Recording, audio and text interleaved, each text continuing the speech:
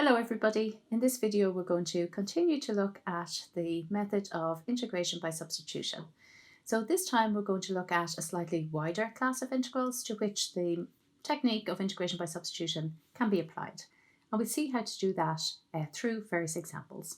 So you probably remember that when we started to look at the technique of integration by substitution, we saw it applied to integrals where the integrand was of the form of a product of two things. First of all, a composition of two functions, say f of g of x, and the derivative of the inner function, so in this case g prime of x. In certain cases, the technique can be applied to integrals that are not in this form, so to a wider class of integrals, and we're going to look at that now. In any case, how we start is in the same way as before. So we'd let u equal to the inner function. So where we want to evaluate the integral of x times the square root of x minus 3 dx, we'd let u equal to x minus 3.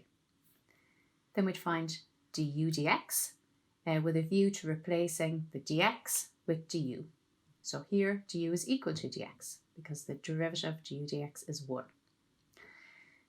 If we were to, as a first step, try and substitute the u and the du into the integral, our original integral, we'd see that what we have is what's written here. So we'd end up with the integral of x times the square root of u du. So this is problematic because we still have a term in x, even though our variable of integration now is u. So we have to try and get rid of that x, or rewrite that term, here it's just x to the power 1, in terms of u. But that is easily done because we have a relationship here between u and x. So what we can do is take that, u equals x minus 3, and transpose it to get x as u plus 3. And then substitute that u plus 3 into our integral where we have the term x. And now we have an integral written entirely in terms of u. Remember, the square root of u is u to the power of a half. So we can actually write this integrand as u to the power of 3 over 2 plus 3 times u to the power of a half. That's what we have here on the next page. And now in the integrand we just have two terms, each of which we can evaluate using the power rule. So to find the integral of u to the power of 3 over 2, we add 1 to the power, and we get u to the power of 5 over 2, and then divide by that new power, the 5 over 2, divide by 5 over 2, which is the same as multiplying by 2 over 5. Similarly, for the second term, to find the antiderivative of u to the power of a half, we add 1 to the power, we get u to the power of 3 over 2, and then divide the coefficient 3 by 3 over 2. So it goes in 2 times. We add our arbitrary constant of integration so that we're getting the full set of antiderivatives, and we express our answer in terms of x instead of u. And we're finished. As a second example, suppose we wanted to evaluate the integral of x squared times the square root of x plus 2 dx. So again, this is not in exactly the form that we had first encountered for the method of integration by substitution. So it's not in exactly the form f of g of x times g prime of x. Rather, we have an extra term here, this x squared term. But in this case, we're able to work around that, and we're able to use the ideas behind the method of substitution here. So we start again by letting u equal to our inner function, x plus 2, differentiate, find du dx, which is 1, and use that to write du in terms of dx. Here, our u is equal to x plus 2, so x we could write as u minus 2. And that allows us to represent the x squared term in the integrand. That's the term here. to write it in terms of u as well. It's going to be u minus 2 all squared.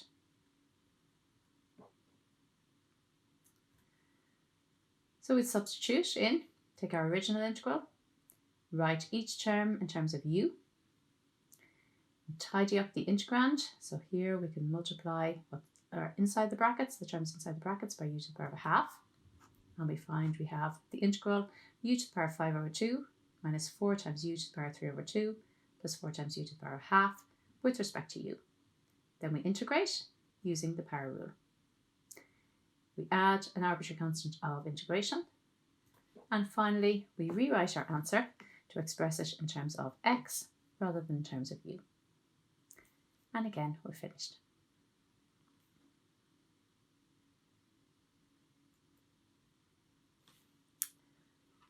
So finally, as a last example, here's one that we will work through here step by step. So we have an integral of x times x minus 2 cubed. So we're going to start as usual by letting u equal to our inner function. That's x minus 2. From that, we need to find the derivative. So du dx is going to be equal to 1. And that means we can write du as being equal to dx. Then we'll substitute into the integral. So we take our original integral of x times x minus 2 all cubed dx. The x term, well, if u is equal to x minus 2, then x is equal to u plus 2. The x minus 2 here in brackets, that's just u, and we have that cubed, and then dx is equal to du. And now we can simplify this, so we can multiply our u cubed by each element inside the brackets. We're going to get the integral of u to the power of 4 plus 2 times u cubed. Now we can integrate term by term. We just use the power rule. So for the first term, u to the power of 4, when we integrate, we get u to the power of 5 divided by 5. The second term, when we integrate u cubed, we get u to the power of 4 divided by 4. And we add our arbitrary constant to integration. So we could tidy this up a little bit. We'd have u to the power of 5 over 5 plus u to the power of 4 over 2 plus a constant. And then we simply substitute back in the expression in x that we had for u. So u is x minus 2.